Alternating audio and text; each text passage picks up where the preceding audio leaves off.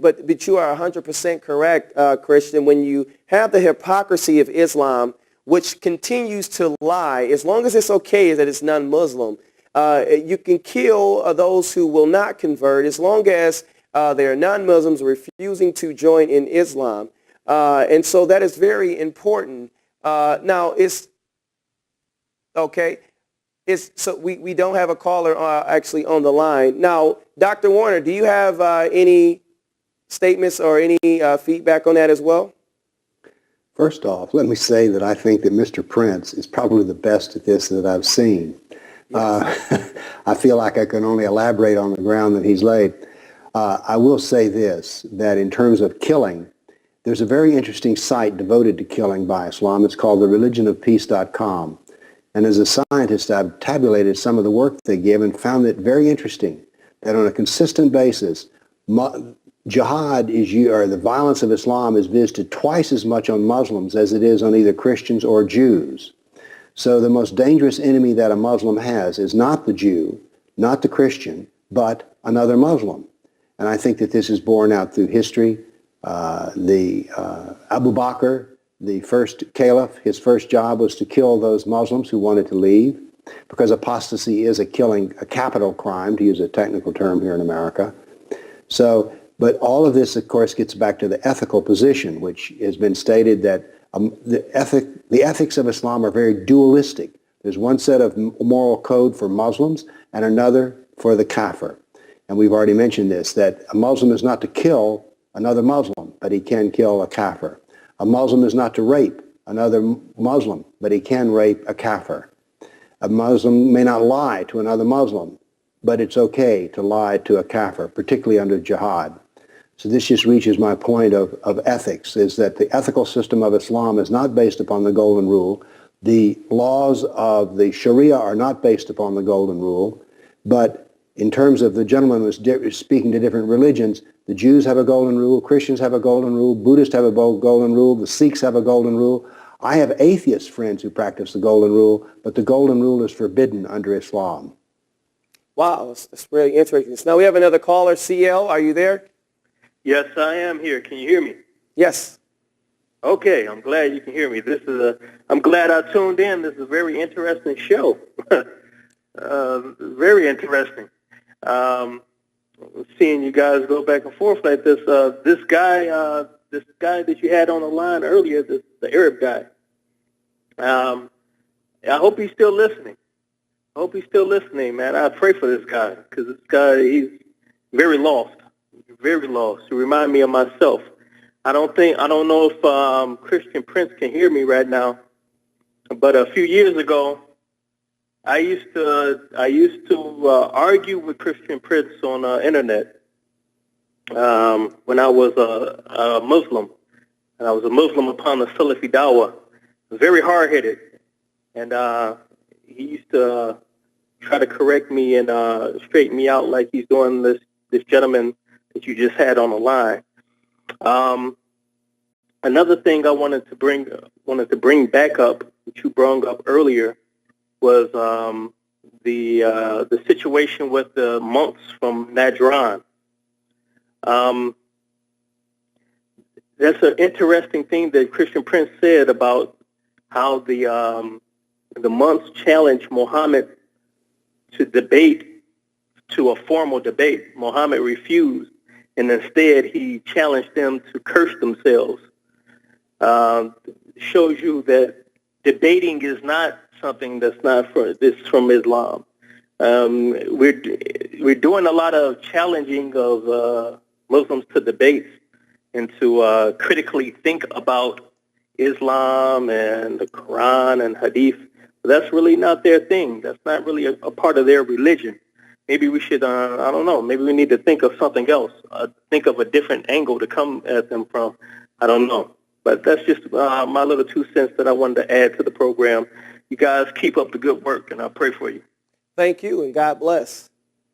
Well, just to mention, because I like to give reference always when I talk about things. I want to say thank you to the brother, and I'm so glad for him that he left Islam. Maybe he can remind me of himself, because I spoke to thousands and thousands of Muslims trying to help them to understand Islam. Even the person who just called before, I am not against you, by the way. I'm trying to help you. I'm trying to save you from this cult. This is a disgusting cult. Let me show you what your prophet said about Islam, how to debate, because the brother here, he mentioned that again.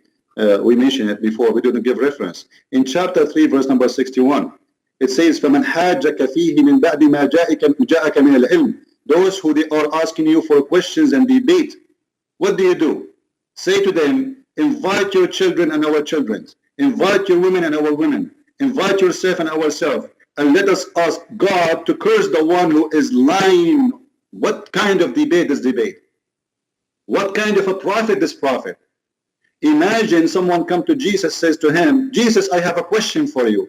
And then Jesus says, oh, invite your women, I invite my women. Invite your children, I invite my children. Invite yourself, I invite myself. And let us invoke God to curse the one who is lying.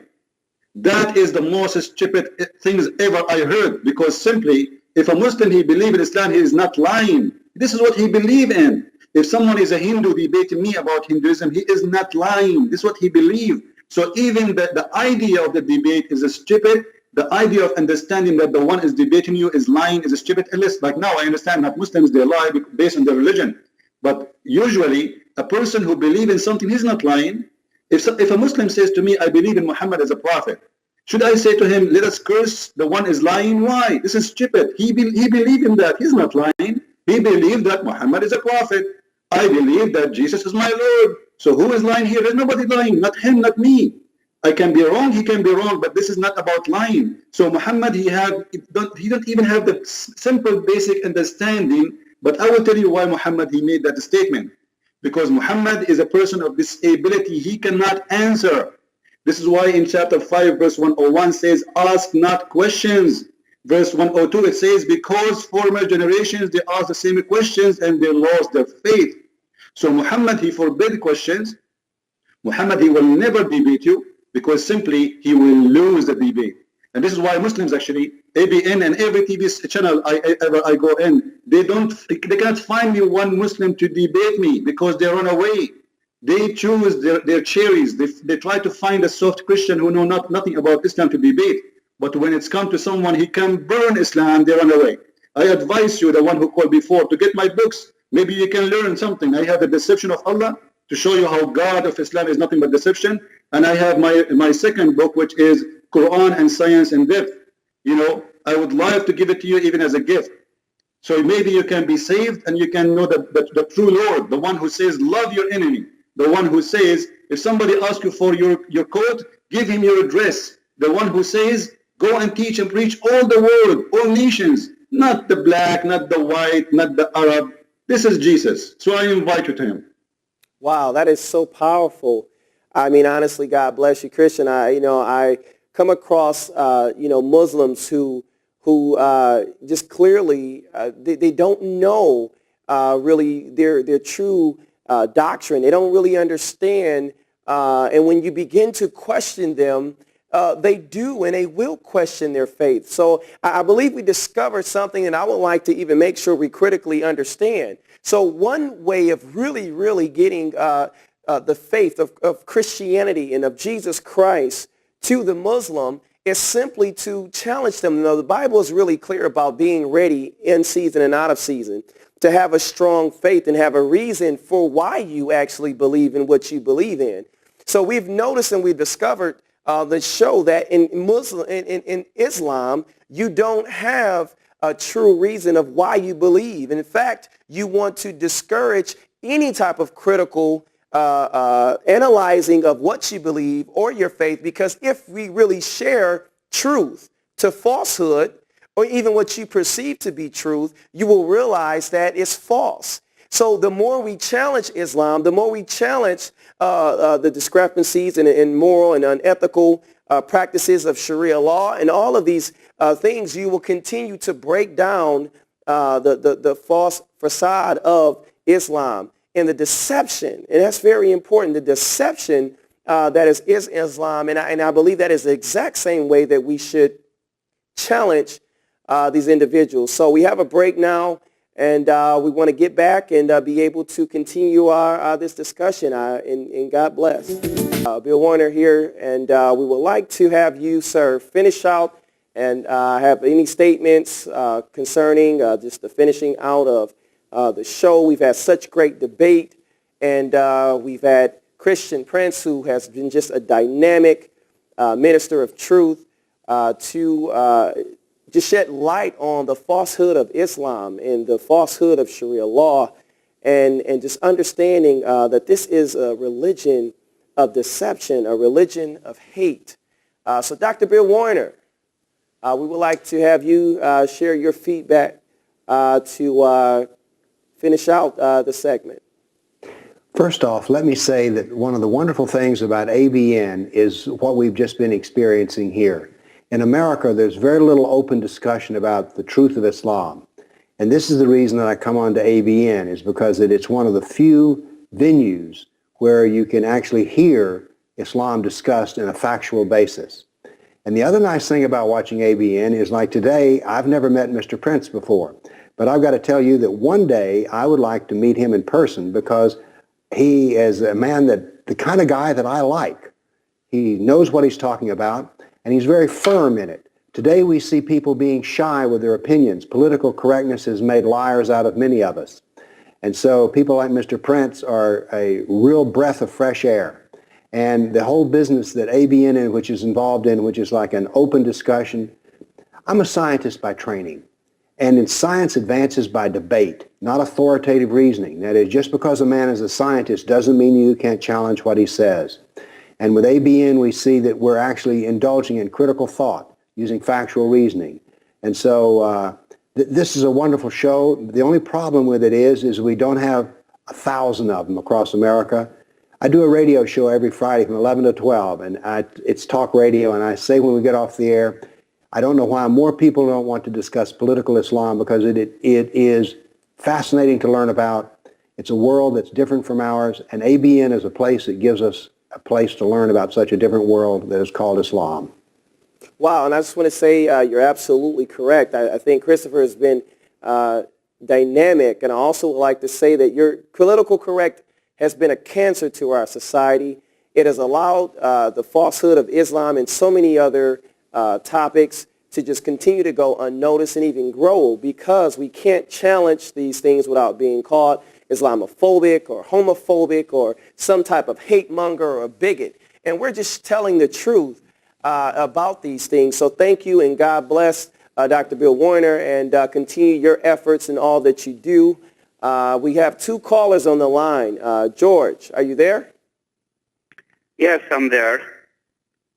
God bless you guys. I came in the first of the show, but I'm still hearing, and I want to pray for that person who is coming to seek for the truth.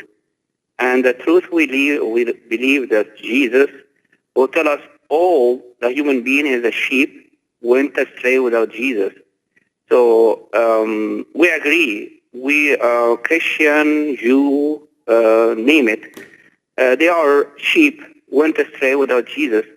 But we are comparing between Jesus saying and Muhammad saying.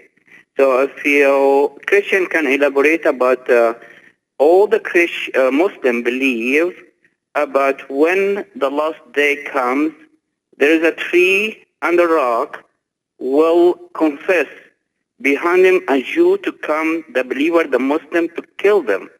So all the Muslims in their hearts, they hate Jew because that's what Allah asked them to do.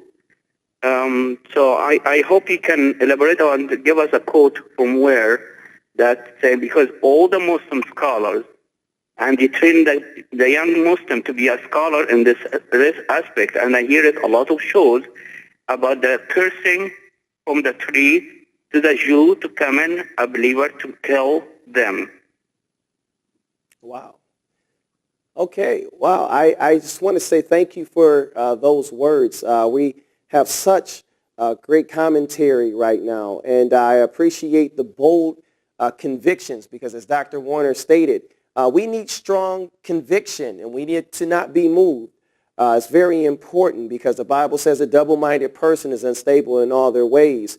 It's really time that we stand firm on the truth and not be apologetic for it. And it's very important. But Christian, do you have any feedback for our caller? Well, what he said is absolutely true. This is in the book of